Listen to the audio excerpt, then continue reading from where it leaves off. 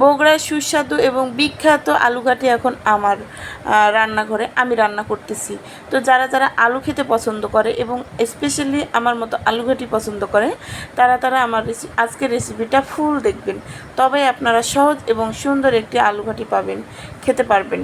তো যাই হোক, কথা না বাড়িয়ে চলে যাই মূল রেসিপিতে যাওয়ার আগেই কিছু কথা বলে দিই।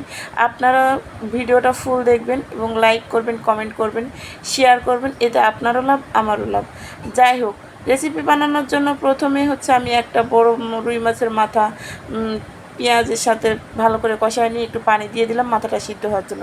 মাথা সিদ্ধ হয়ে ভাঙে তাকে আউলে একেবারে থেতা ব্যথা করে দিচ্ছি, কারণ ফুল মাথাটাকে ভেঙে দিব আমি আলু ঘাটির সাথে দেওয়ার জন্য। দেন হচ্ছে মাথার মাংস টাংস যা ছিল সব কিছু ছোটাইয়া নিচ্ছি। এবার তেল উঠা ভাব হয়ে গেছে, কোনো হলুদ মরুদ কোনো কিছুই কিন্তু দেয়নি এই মাছের সাথে। যেই তেল উঠা ভাব হয়েছে অমনি দিয়ে দিলাম একটু জিরা। আপনারা তো জানেন জিরা ফোড়ন আমার খুব পছন্দ।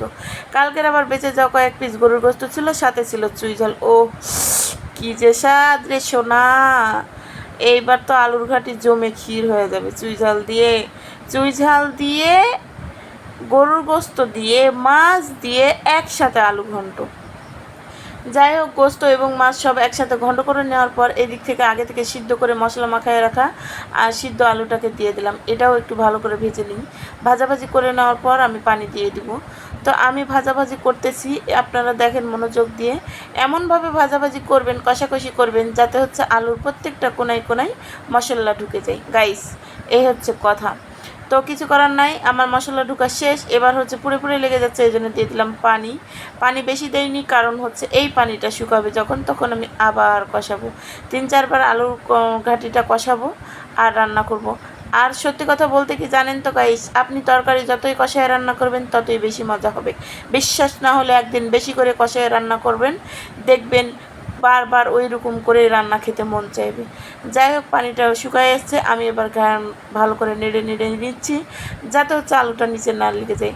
আমি বেশ কয়েকবার কষায় নিয়েছি, সবগুলো দেখানোর সময় হয়নি তাই দেখাইনি।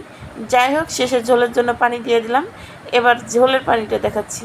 গাইস, সব কিছুই তো আগে থেকে সিদ্ধ, বেশি পানি লাগবে না। তবে আপনারা যদি ঘাটিটা পাতলা খেতে চান তাহলে একটু পানি বেশি দিবেন, আর যদি গাঢ় খেতে চান তাহলে একটু পানি কম দিবেন। যেহেতু আমি গাঢ় পাতলা কোনোটাই খাবো না, মিডিয়াম খাবো, এই জন্য মিডিয়াম করে পানি দিয়েছি।